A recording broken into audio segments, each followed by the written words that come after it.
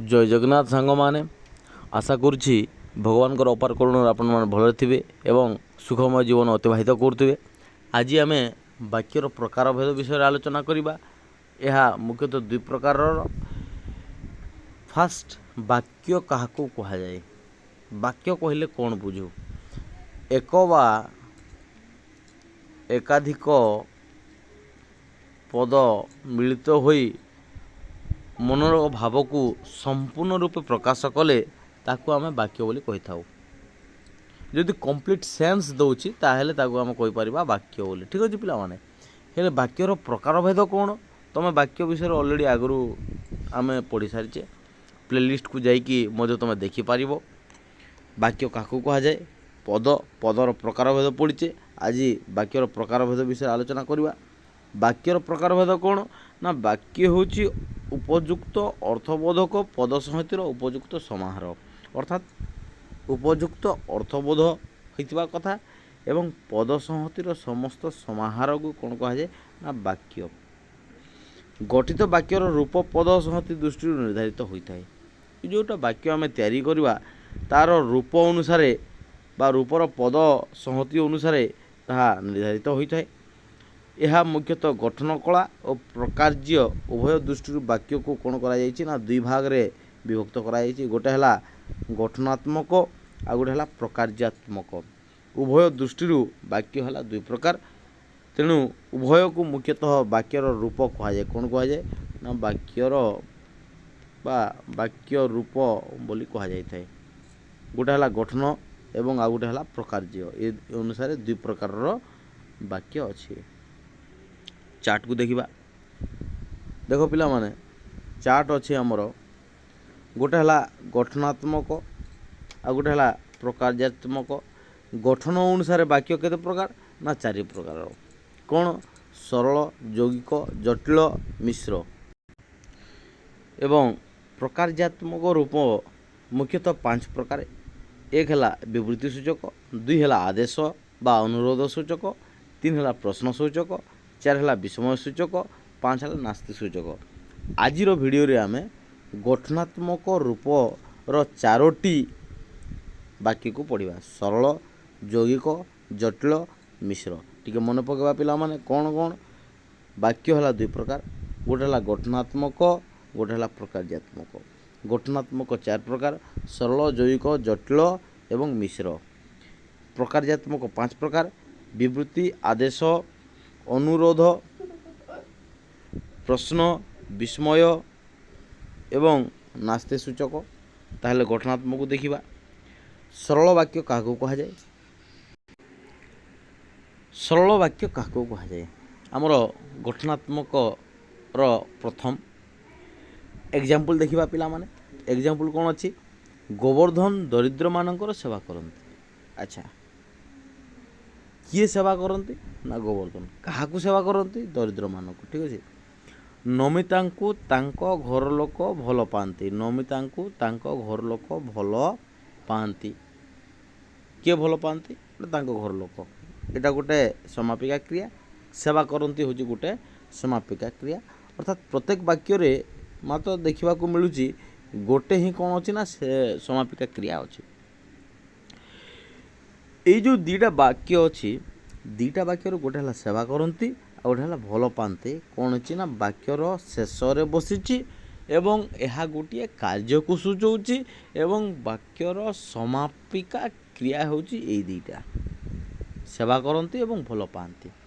ଦୁଇଟା ହେଲା ସମାପିକା କ୍ରିୟା। ପ୍ରଣବ ଜଣେ ଶିଳ୍ପୀ। ଆଗକୁ କିଛି ନାହିଁ।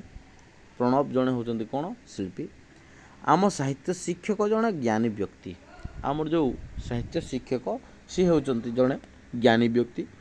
ବାକ୍ୟ ଦୁଇଟିରେ ଶିଳ୍ପୀ, ଜ୍ଞାନୀ ବ୍ୟକ୍ତି ପରେ ଅଟନ୍ତି ସଂଯୋଗ କରାଯିବ। କାହିଁକି କରାଯିବ? ମାନେ ଏଇଟା ଉହ୍ୟ ଅଛି। ଆମେ କ'ଣ କହିପାରିବା? ନା ଉହ୍ୟ ଅଛି। ନ ଲଗାଇଲେ ବି ହେବ ଏବଂ ଲଗାଇଲେ ମଧ୍ୟ ହେବ। ଆମେ ମାନି ନେବାକୁ ପଡ଼ିବ। ପ୍ରଣବ ଜଣେ ଶିଳ୍ପୀ ଅଟନ୍ତି। ଆମ ସାହିତ୍ୟ ଶିକ୍ଷକ ଜଣେ ଜ୍ଞାନୀ ବ୍ୟକ୍ତି ଅଟନ୍ତି। ଏଇଟା ଆମକୁ ଲଗାଇବାକୁ ପଡ଼ିବ ବା ସଂଯୋଗ କରିବାକୁ ପଡ଼ିବ। ଏହାଟା କ'ଣ ଅଛି? ନା ଏଇଟା ଉହ୍ୟ ଅଛି। ଏହି ବାକ୍ୟ ଦ୍ୱୟରେ ଅଟନ୍ତି ଉହ୍ୟ ଅଛି। ଲେଖା ହେଇନାହିଁ କିନ୍ତୁ ଆମକୁ ନେବାକୁ ପଡ଼ିବ। ତ ସରଳ ବାକ୍ୟ କାହାକୁ କୁହାଯାଏ ପିଲାମାନେ? ଏଠୁ ଆମେ କ'ଣ ଜାଣିଲେ ଯେ ଗୋଟିଏ ମାତ୍ର ସମାପିକା କ୍ରିୟା ଥିଲେ ସେହି ବାକ୍ୟକୁ ଆମେ କ'ଣ ବୋଲି କହିବା ନା ସରଳ ବାକ୍ୟ ବୋଲି କହିବା। ସରଳ ବାକ୍ୟ କାହାକୁ କୁହାଯାଏ? ଯଦି ଗୋଟିଏ ବାକ୍ୟରେ একটি କ'ଣ ଥିବ ନା ସମାପିକା କ୍ରିୟା ଥିବ ତାକୁ ଆମେ କ'ଣ କହିପାରିବା ନା ସରଳ ବାକ୍ୟ ବୋଲି କହିପାରିବା। ଠିକ୍ ଅଛି ପିଲାମାନେ, ଏଇ ଯେଉଁ ଚାରିଟା ଅପସନ୍ରେ ଆମେ କ'ଣ ବୁଝିଲେ? ପ୍ରଥମ ଦୁଇଟିରେ ସମାପିକା କ୍ରିୟା ଅଛି ଏବଂ 3 ଆଉ 4 ନମ୍ବରରେ ଏହା କ'ଣ ହେଇଛି ନା ଏହା ଉହ୍ୟ ଅଛି, ଆମକୁ ଲଗେଇବାକୁ ପଡ଼ିବ। ତାହେଲେ ଆମେ କ'ଣ ଦେଖିବାକୁ ପଡ଼ିବ ନା ସମାପିକା କ୍ରିୟା ଦୁଇଟା ଅଂଶକୁ ଦେଖିବାକୁ ପଡ଼ିବ। ଠିକ୍ ଅଛି, ଏଇଟା ହେଲା ସରଳ ବାକ୍ୟ। ଗୋଟିଏ ମାତ୍ର ସମାପିକା କ୍ରିୟା ଥିଲେ ତାକୁ କୁହାଯିବ ସରଳ ବାକ୍ୟ। ଗୋଟିଏ ମାତ୍ର ସମାପିକା କ୍ରିୟା। ଯୌଗିକ ବାକ୍ୟ କାହାକୁ କୁହାଯାଏ? ଯଦି ପରସ୍ପର ନିର୍ଭରଶୀଳ ହୋଇଥିବେ ଦୁଇ ବା ତତୋଧିକ ସରଳ ବାକ୍ୟ, ଅର୍ଥାତ୍ ସରଳ ବାକ୍ୟ 1, ସରଳ ବାକ୍ୟ 2, ସରଳ ବାକ୍ୟ 3 କୁ ମିଶାଇଲେ କ'ଣ ହେବ ନା ଆମର ଯୌଗିକ ବାକ୍ୟ ମିଳିବ।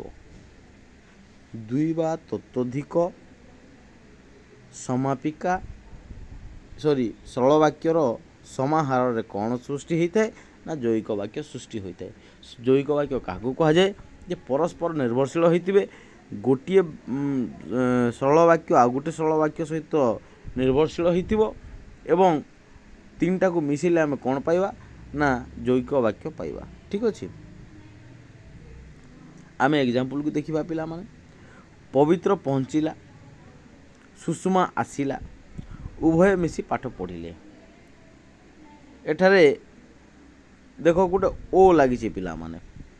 ଯେଉଁ ଓଟା ଲାଗିଛି ଦୁଇଟା ଜିନିଷକୁ ସେ ଯୋଡ଼ୁଛି। କାହାକୁ? ପବିତ୍ର ପହଞ୍ଚିଲା, ସୁଷମା ଆସିଲା ଏବଂ ଦୁଇ ଜଣ ମିଶି କ'ଣ କଲେ ନା ପାଠ ପଢ଼ିଲେ। ଓଟା କାହାକୁ ଯୋଡ଼ୁଛି? ପବିତ୍ରକୁ ଏବଂ ସୁଷମାକୁ। ନେକ୍ସଟ ଏକ୍ଜାମ୍ପଲ୍କୁ ଦେଖିବା 2 ନମ୍ବରକୁ। ମନୋଜ ଶ୍ରେଣୀରେ ବସିଲା। ଶ୍ରେଣୀରେ ବସିଥିଲା କିଏ? ମନୋଜ, ମାତ୍ର ପଢ଼ିପାରିଲା ନାହିଁ। ଶ୍ରେଣୀରେ ବସିଥିଲା କିନ୍ତୁ ପଢ଼ିପାରିଲା ନାହିଁ, ମାତ୍ର ପଢ଼ିପାରିଲା ନାହିଁ। ଏ ଯେଉଁ ଦୁଇଟା ବାକ୍ୟ ଅଛି, ଗୋଟେ ହେଲା ମନୋଜ ଶ୍ରେଣୀରେ ବସିଲା, ପଢ଼ିପାରିଲା ନାହିଁ। କେଉଁଠି ପଢ଼ିପାରିଲା ନାହିଁ? ଶ୍ରେଣୀରେ ପଢ଼ିପାରିଲା ନାହିଁ। ଇଏ ଦୁଇଟା ବାକ୍ୟକୁ ସେ କ'ଣ କରିଛି ନା ମାତ୍ରଟା ସେ ଯୋଡ଼ିଛି। ମାତ୍ରଟା କ'ଣ କରୁଛି? ଦୁଇଟା ବାକ୍ୟକୁ ଯୋଡ଼ିଛି। ପ୍ରଥମରେ ଓ ଯୋଡ଼ିଥିଲା, ଦ୍ୱିତୀୟ ବାକ୍ୟରେ ମାତ୍ର ଯୋଡ଼ିଛି। ତୃତୀୟ ବାକ୍ୟରେ ଦେଖିବା କ'ଣ ହେଇଛି ନା ମା ଭଲ କରି ଶିଖାଇଲେ କିନ୍ତୁ ବବିତା ରୋଷେଇ କରିପାରିଲା ନାହିଁ। ମା ଶିଖେଇଥିଲେ କିନ୍ତୁ ବବିତା ରୋଷେଇ କରିପାରିଲା ନାହିଁ। ଏଠାରେ କିନ୍ତୁ ହେଉଛି କ'ଣ ନା ଦୁଇଟା ବାକ୍ୟକୁ ଯୋଡ଼ିଥିବା ଶବ୍ଦ ବା ଆମେ ଏହାକୁ ଅବ୍ୟୟ ବୋଲି ମଧ୍ୟ କହିପାରିବା। ଠିକ୍ ଅଛି, ସଂଯୋଜକ ଅବ୍ୟୟ ବୋଲି କୁହାଯାଇଥାଏ ଏହାକୁ। ଠିକ୍ ଅଛି ପିଲାମାନେ, ନେକ୍ସଟ 4 ନମ୍ବର। ଶିକ୍ଷକ ଡାକିଲେ, ମାନସ ଏବଂ ସୁରେଶ ଗୀତ ଗାଇଲେ। ଶିକ୍ଷକ ଡାକିଲେ, ମାନସ ଆଉ ସୁରେଶ ଦୁଇ ଜଣଙ୍କୁ କିଏ ମିଶୁଛି? ଏବଂ। ତ ପ୍ରଥମ ବାକ୍ୟରେ ଆମେ ଦେଖିଲେ କ'ଣ ପିଲାମାନେ? ଓ ଅଛି, ମାତ୍ର ଅଛି, କିନ୍ତୁ ଅଛି ଏବଂ ଅଛି। ଏଇ ଚାରିଟା ହେଉଛି କ'ଣ ନା ସଂଯୋଜକ ଅବ୍ୟୟ। ଦେଖିବା କ'ଣ କହୁଛି। ଏଇ ଯେଉଁ ଉଦାହୃତ ବାକ୍ୟ ଚାରୋଟିରେ ଏଇ ଯେଉଁ 4ଟି ଏକ୍ଜାମ୍ପଲ୍ ଅଛି, ଓ ମାତ୍ର, କିନ୍ତୁ ଏବଂ ପ୍ରଭୃତି ହେଉଛି ଗୋଟେ ଗୋଟେ ଅବ୍ୟୟ ପଦ, ଯାହାଦ୍ୱାରା ବାକ୍ୟର ପ୍ରଥମ ଅଂଶ ଏବଂ ଦ୍ୱିତୀୟ ଅଂଶ ମିଶି ଗୋଟେ ପୂର୍ଣ୍ଣ ବାକ୍ୟ ହୋଇପାରିବ। ଅର୍ଥାତ୍ ଆମେ ଜାଣିଗଲେ ଯୌଗିକ ବାକ୍ୟ କ'ଣ ନା ଦୁଇଟା ବାକ୍ୟକୁ ଯୋଡ଼ିବ। କିଏ ଯୋଡ଼ିବ? ଅବ୍ୟୟ ପଦ ଯୋଡ଼ିବ। କିଏ ଯୋଡ଼ିବ? ଅବ୍ୟୟ ଯୋଡ଼ିବ, ଯାହାଦ୍ୱାରା ବାକ୍ୟଟା ସମ୍ପୂର୍ଣ୍ଣ ହେବ। ତେଣୁ ଏ ଯେଉଁ ଯୋଡ଼ୁଥିବା ଶବ୍ଦକୁ ଆମେ କ'ଣ ବୋଲି କହିପାରିବା ପିଲାମାନେ? ନା ସଂଯୋଜକ ଅବ୍ୟୟ ବୋଲିକରି ଆମେ କହିପାରିବା। କ'ଣ ବୋଲି କହିପାରିବା? ସଂଯୋଜକ ଅବ୍ୟୟ। ଏହି ଧରଣର ଅବ୍ୟୟ ପଦ ଯୌଗିକ ବାକ୍ୟ ଗଠନରେ ମଧ୍ୟ ସହାୟତା କରିଥାନ୍ତି। ବୁଝିହେଲା କି ନାହିଁ ପିଲାମାନେ? ଆଗକୁ ଯିବା। ନେକ୍ସଟ ଜଟିଳ ବାକ୍ୟ। ଜଟିଳ ବାକ୍ୟ କାହାକୁ କୁହାଯାଏ? ଯଦି ଦୁଇ ବା ତତୋଧିକ ପରସ୍ପର ସାପେକ୍ଷ ଖଣ୍ଡ ବାକ୍ୟ, ଦୁଇ ବା ତତୋଧିକ ତାଠୁ ଅଧିକ ପରସ୍ପର ସାପେକ୍ଷ ଥିବେ ଖଣ୍ଡବାକ୍ୟ ଗୁଡ଼ିକର ସମନ୍ୱୟରେ ଜଟିଳ ବାକ୍ୟ ଗଠିତ ହୋଇଥାଏ। ଅର୍ଥାତ୍ ଦୁଇଟାକୁ ମିଶାଇଲା ପରେ କ'ଣ ହେବ ନା ଜଟିଳ ବାକ୍ୟ ସୃଷ୍ଟି ହେବ। ଦେଖିବା ଆମେ ଏକ୍ଜାମ୍ପଲ୍କୁ ପିଲାମାନେ, ହେଲା କି ନାହିଁ। ଖଣ୍ଡବାକ୍ୟ ହେଇଥିବ ଏବଂ ପରସ୍ପର ସାପେକ୍ଷ ହେଇଥିବ, ଗୋଟିଏ ପଦ ଅନ୍ୟ ପଦ ଉପରେ ଅପେକ୍ଷା କରୁଥିବ, ସମ୍ପୂର୍ଣ୍ଣ କଥା କହୁନଥିବ। ଯେମିତି ଅଜା ଯେତେବେଳେ ଘରେ ପହଞ୍ଚିଲେ ରହିଗଲା, ପୂର୍ବ ପଦର କୌଣସି ପ୍ରକାର ସଠିକତା ନାହିଁ। ସେତେବେଳେ ଘରେ ରତନ ନଥିଲା, ଏଠି ଆମେ କହିପାରିବା ଗୋଟେ ଡିପେଣ୍ଡେଣ୍ଟ ହେଲେ ଆଉ ଗୋଟେ ହେଲା ଇଣ୍ଡିପେଣ୍ଡେଣ୍ଟ। ଦୁଇଟାକୁ ନେଇକି ଆମର କ'ଣ ହେବ ନା ଜଟିଳ ବାକ୍ୟ ସୃଷ୍ଟି ହେବ। ଅଜା ଯେତେବେଳେ ଘରେ ପହଞ୍ଚିଲେ, ଯେତେବେଳେ ଆଉ ଗୋଟେ ହେଲା ସେତେବେଳେ, ଏଭଳିଆ ଶବ୍ଦ ଯଦି ଲାଗିଥିବ ପିଲାମାନେ ଆଖି ବନ୍ଦ କରିକି ତୁମେ କ'ଣ କରିଦେବ ନା ଜଟିଳ ବାକ୍ୟ କରିଦେବ। ଓ ଏବଂ ମାତ୍ର କିନ୍ତୁ ଥିଲେ କ'ଣ କରିବାରେ ପିଲାମାନେ ଆମେ ଯୌଗିକ ବାକ୍ୟ ତିଆରି କରିପାରିବା। ଏଭଳିଆ ଶବ୍ଦ ଥିଲେ ଯୌଗିକ ବାକ୍ୟ କରିବ, ଯେତେବେଳେ ସେତେବେଳେ ଥିଲେ ଆମେ ଜଟିଳ ବାକ୍ୟ କରିବା। ଠିକ୍ ଅଛି, ନେକ୍ସଟ ଏକ୍ଜାମ୍ପଲ୍କୁ ଦେଖିବା। ବାପା କେବେ ଆଶା କରିନଥିଲେ ଯେ ସନାତନ ଶ୍ରେଣୀରେ ପ୍ରଥମ ହେବ। ଏଠାରେ ବାପା କେବେ ଆଶା କରିନଥିଲେ, କ'ଣ ଆଶା କରିନଥିଲେ? ସନାତନ ଶ୍ରେଣୀରେ ପ୍ରଥମ ହେବ। ଫାଷ୍ଟ ହେବାଟା କେବେ ବି ଭାବି ନଥିଲେ। ଦରକାର ସମୟରେ ଯିଏ ସାହାଯ୍ୟ କରେ ତାକୁ ଆମେ କ'ଣ କହିଥାଉ ନା ଉପଯୁକ୍ତ ବନ୍ଧୁ ବୋଲିକରି କହିଥାଉ। ଦରକାର ସମୟରେ ଯିଏ ସାହାଯ୍ୟ କରିଛି ସେ ହିଁ ପ୍ରକୃତ ବନ୍ଧୁ। କାଲିର କାମ ଆଜି କରୁଛ ତେବେ ଆଜିର କାମ ଏବେ କର। ଯଦି କାଲି କାମ ଆଜି କରୁଛ, ଆଜି କାମ କେବେ କରିବ?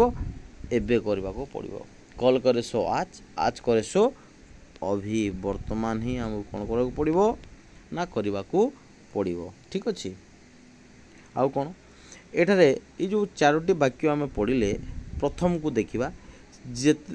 ସେତେବେଳେ ରତନ ଘରେ ନଥିଲା, ଏ ହେଲା ପ୍ରଧାନ ବାକ୍ୟ। ଅଜା ଯେତେବେଳେ ଘରେ ପହଞ୍ଚିଲେ, ଏ ହେଲା ଅପ୍ରଧାନ ବାକ୍ୟ। ପ୍ରଧାନ ବାକ୍ୟ କାହିଁକି ହେଲା ପିଲାମାନେ ନା ସେ ଅଲରେଡ଼ି ହିଁ ଆବସେଣ୍ଟ ଅଛି। ଅର୍ଥାତ୍ ଅଜା ଆସିବା ପୂର୍ବରୁ ରତନ ଆଉ ନଥିଲା, ରତନ ପଳେଇଛି, ତାପରେ କ'ଣ ହେଇଛି ଅଜା ଆସିଛନ୍ତି। ତେଣୁକରି ଇଏ ହେଇଗଲା ପ୍ରଧାନ ବାକ୍ୟ, ଇଏ ହେଇଗଲା ଅପ୍ରଧାନ ବାକ୍ୟ। ଶେଷ ବାକ୍ୟ ହେଉଛି ପ୍ରଧାନ ବାକ୍ୟ, ଇଏ ହେଲା ଅପ୍ରଧାନ ବାକ୍ୟ। କାମଟା ଇଏ ଆଗରୁ ହେଇଛି, କାମଟା ଆଗରୁ କେଉଁଟା ହେଇଛି? 2 ନମ୍ବର ଖଣ୍ଡବାକ୍ୟ, ଏଇଟା ହେଲା ଫାଷ୍ଟ କାମ, ଇଏ ହେଲା ସେକେଣ୍ଡ କାମ। ସନାତନ ଶ୍ରେଣୀରେ ପ୍ରଥମ ହେବା, ଇଏ ହେଲା ପ୍ରଧାନ ବାକ୍ୟ। ବାପା କେବେ ଆଶା କରିନଥିଲେ ଯେ, ଇଏ ହେଲା ଅପ୍ରଧାନ ବାକ୍ୟ। ଫାଷ୍ଟ କ'ଣ ହେଇଛି? ସିଏ ସନାତନଟା କ୍ଲାସ୍ରେ ଫାଷ୍ଟ ହେଇଛି, ତାପରେ ବାପା ଇମାଜିନ୍ କରିପାରିନାହାନ୍ତି, ଆରେ ତୁ ଫାଷ୍ଟ ହେଇଗଲୁ, ଏଇଟା ଆଶ୍ଚର୍ଯ୍ୟ ପଳେଇ ଆସିଛି। ଠିକ୍ ଅଛି, 3 ନମ୍ବରକୁ ଯିବା। ତାଙ୍କୁ ଉପଯୁକ୍ତ ବନ୍ଧୁ କୁହାଯାଏ। ଆମେ ତାକୁ ହିଁ କହିବା। କେତେବେଳେ କହିବା? ଯେତେବେଳେ ସେ ସାହାଯ୍ୟ କରିବ। ସାହାଯ୍ୟ କରିସାରିଲା ପରେ ତ ଆମେ ଜାଣିପାରିବା ଯେ ସେ ଆକ୍ଚୁଆଲି ପ୍ରକୃତ ବନ୍ଧୁ ବୋଲିକିରି। ଯେପର୍ଯ୍ୟନ୍ତ ସେ ସାହାଯ୍ୟ କରିନି ଆମେ କେମିତି ଜାଣିବା ସେ ହେଉଛି ପ୍ରକୃତ ବନ୍ଧୁ ବୋଲିକିରି? ତେଣୁକରି ତାଙ୍କୁ ଉପଯୁକ୍ତ ବନ୍ଧୁ କୁହାଯାଏ। ଡିକ୍ଲେୟାର କରାଯିବ କେତେବେଳେ? ଯେତେବେଳେ ରିଜଲ୍ଟ ବାହାରିବ। ପ୍ରଧାନ ବାକ୍ୟ। ଦରକାର ସମୟରେ ସେ ଯିଏ ସାହାଯ୍ୟ କରନ୍ତି, ଇଏ ହେଲା ଅପ୍ରଧାନ ବାକ୍ୟ। ଯଦି ସାହାଯ୍ୟ କଲା ନାହିଁ ତାହେଲେ ପ୍ରକୃତ ବନ୍ଧୁ ନୁହେଁ, ଯଦି ସାହାଯ୍ୟ କଲା ତାହେଲେ ପ୍ରକୃତ ବନ୍ଧୁ। ଆଜିର କାମ ଏବେ କର, କାଲିର କାମ ଆଜି କର, ଇଏ ହେଲା ତୁମର ଅପ୍ରଧାନ। ଆଜିର କାମ ବର୍ତ୍ତମାନ କରିବାଟା ହେଲା ତୁମର ପ୍ରଧାନ ବାକ୍ୟ। ତ ଅପ୍ରଧାନ ବାକ୍ୟ ସହିତ ପ୍ରଧାନ ବାକ୍ୟ ଯଦି ମିଶି ରହିଲେ ଆମେ କ'ଣ ବୋଲି କହିପାରିବା? ତାକୁ ଜଟିଳ ବାକ୍ୟ କହିପାରିବା। ଅର୍ଥାତ୍ ପ୍ରଧାନ ବାକ୍ୟ ଯୋଗ ଅପ୍ରଧାନ ବାକ୍ୟ, ବା ଆମେ ତାକୁ ଡିପେଣ୍ଡେଣ୍ଟ ଇଣ୍ଡିପେଣ୍ଡେଣ୍ଟ ବୋଲି ମଧ୍ୟ କହିପାରିବା। ଦୁଇଟା ମିଶିଗଲା ପରେ କ'ଣ ହେବ ପିଲାମାନେ ନା ଜଟିଳ ବାକ୍ୟ ତୁମର ସୃଷ୍ଟି ହେବ। ବୁଝିପାରିଲ କି ନାଇଁ ରେ? ଯଦି ବୁଝି ହେଉନାହିଁ ତାହେଲେ ନିଶ୍ଚିତ ଭାବରେ କମେଣ୍ଟ ମାଧ୍ୟମରେ ଜଣାଇବ। ଆଜିର ଶେଷ ମିଶ୍ର ବାକ୍ୟକୁ ବୁଝିବା ପିଲାମାନେ। ଗୀତ ବାଜା ଓ ନାଚ କ'ଣ ହେଇଛି?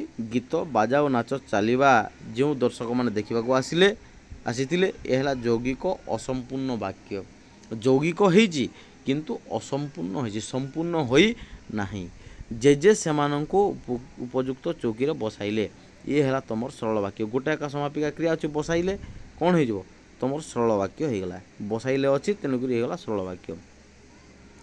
ସେମାନଙ୍କୁ ଯଥାଶକ୍ତି ଭୋଜନ ମଧ୍ୟ ପ୍ରଦାନ କଲେ ତୁମର ଗୋଟେ ଏକା ସମାପିକା କ୍ରିୟା ଅଛି, ସରଳ ବାକ୍ୟ ହୋଇଗଲା। ଓ ଅଛି, ଯୌଗିକ ବାକ୍ୟ ହୋଇଗଲା। କିନ୍ତୁ ସରି ନାହିଁ, ତେଣୁକରି ଅସମ୍ପୂର୍ଣ୍ଣ ବାକ୍ୟ ହେଲା। ଯଦି ଆମେ କ'ଣ କରିବା ନା ପ୍ରଥମ ବାକ୍ୟ, ଦ୍ୱିତୀୟ ବାକ୍ୟ ଏବଂ ତୃତୀୟ ବାକ୍ୟକୁ ଏକାଠି ମିଶାଇବା, ଗୀତ ବାଜା ଓ ନାଚ ଚାଲିବା ଯେଉଁ ଦର୍ଶକମାନେ ଦେଖିବାକୁ ଆସିଥିଲେ, ପୁଣି ଷ୍ଟାର୍ଟ ହେଇଯିବ। ଜେଜେ ସେମାନଙ୍କୁ ଉପଯୁକ୍ତ ଚୌକିରେ ବସାଇଲେ, ସେମାନଙ୍କୁ ଯଥାଶକ୍ତି ଭୋଜନ ମଧ୍ୟ ପ୍ରଦାନ କଲେ। 1, 2 ଆଉ 3କୁ ମିଶାଇବା ଯଦି ଗୋଟେ ଜାଗାରେ ବା ଗୋଟେ ବାକ୍ୟ କରିବା, ତାହେଲେ କ'ଣ ହେବ ନା ଆମର ମିଶ୍ର ବାକ୍ୟ ହେବ। ଅର୍ଥାତ୍ ମିଶ୍ର ବାକ୍ୟ ଆମେ କ'ଣ ବୁଝିଲେ ପିଲାମାନେ, ନା ଯେକୌଣସି ପ୍ରକାର ବାକ୍ୟ ହେଇପାରେ। ସପୋଜ୍ ଧର ସରଳ ଯୋଗ ସରଳ ସମାନ ମିଶ୍ର ହେଇପାରିବ। ସରଳ ଯୋଗ ସରଳ ଯୌଗିକ ମଧ୍ୟ ହେଇପାରିବ ଏଠି। ଅର୍ଥାତ୍ ସରଳ ଯୋଗ ଯୌଗିକ ହେଇପାରିବ, ପ୍ଲସ୍ ଜଟିଳ ମଧ୍ୟ ହେଇପାରିବ, କିମ୍ବା ଜଟିଳ ଯୌଗିକ ହେଇପାରିବ, ଜଟିଳ ସରଳ ହେଇପାରିବ। ଅର୍ଥାତ୍ ଏହାର ପାଖାପାଖି 6ଟା ଭେରିଏବୁଲ୍ ହେଇପାରିବ ପିଲାମାନେ। ମିଶ୍ର ବାକ୍ୟଟା କାହାକୁ ନେଇକି ସୃଷ୍ଟି? ସରଳ ଯୌଗିକ ଜଟିଳର ସମାହାରକୁ ହେଇପାରିବ। ସରଳ ଯୌଗିକ, ଯୌଗିକ ସରଳ, ଜଟିଳ ସରଳ, ଯାହା କଲେ ବି ହେବ, ହେଲା କି ନାହିଁ। ତେଣୁକରି ବାକ୍ୟଟା କ'ଣ ହେଇଛି? ଗୀତ ବାଜା ଓ ନାଚ ଚାଲିବା ସମୟରେ ଯେଉଁ ଦର୍ଶକମାନେ ଦେଖିବାକୁ ଆସିଥିଲେ, ଜେଜେ ସେମାନଙ୍କୁ ଉପଯୁକ୍ତ ଚୌକିରେ ବସାଇଲେ ଓ ସେମାନଙ୍କୁ ଯଥାଶକ୍ତି ଭୋଜନ ମଧ୍ୟ ପ୍ରଦାନ କଲେ।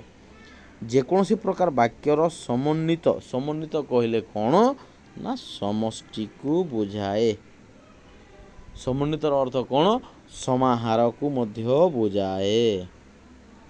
ସମାହାର, ସମଷ୍ଟି ଯାହା କହିଲେ ହେବ, ତାକୁ ଆମେ କ'ଣ ବୋଲି କହିପାରିବା? ମିଶ୍ର ବାକ୍ୟ ବୋଲି କହିପାରିବା। ଯଦି କିଛି ଅସୁବିଧା ରହୁଛି ତାହେଲେ ନିଶ୍ଚିତ ଭାବରେ କମେଣ୍ଟ ମାଧ୍ୟମରେ ଜଣାଇବେ ପିଲାମାନେ। ଆଜି ପାଇଁ ଏତିକି ପିଲାମାନେ, ପୁଣି ଦେଖା ହେବ ଅନ୍ୟ ଏକ ଭିଡ଼ିଓରେ। Thank you to all.